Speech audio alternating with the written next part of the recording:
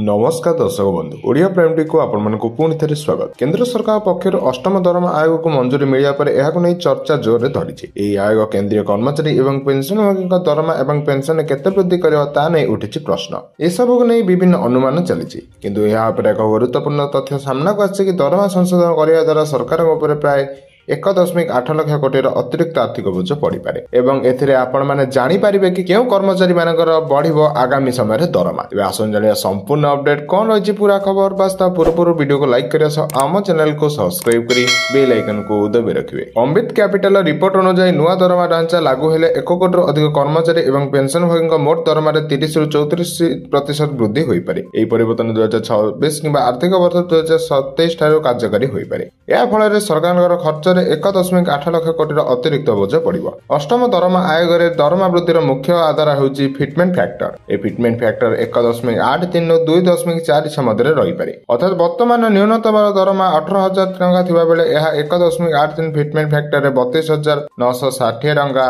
एवं 2.46 fitment factor रे 44,280 टंका पर्यंत वृद्धि होई पारे। विशेषज्ञ मानक मतर अष्टम दरमा आयोग भारतीय अर्थनीति में एक गेम चेंजर होई पारे। 1 कोटी अधिक कर्मचारी एवं पेंशन भोगी दरमा वृद्धि हेतु खर्च वृद्धि होगा जहाद्वारा स्वास्थ्य सेवा आवास और मनोरंजन क्षेत्र में खर्च को वृद्धि करा जिवो। यह रिटेल रियल एस्टेट एवं सेवा क्षेत्र को विभिन्न लाभ देव। तेबे सरकार यह सहज हेब नाही। यही आयोजन सुपारिश 2026 जनवरी 1 तारिख कार्यकारी होवार संभावना अछि किंतु प्रशासनिक विलंब हेतु 27 पर्यंत विलंब होई पारे। तेबे यह थिला दरमा बढ़ाइबा सरकार योजना करथिबा लेटेस्ट अपडेट। तेबे एही खबर प्रथम जानि पई आम चैनल संगे जोड़ी होई रहंतु। धन्यवाद।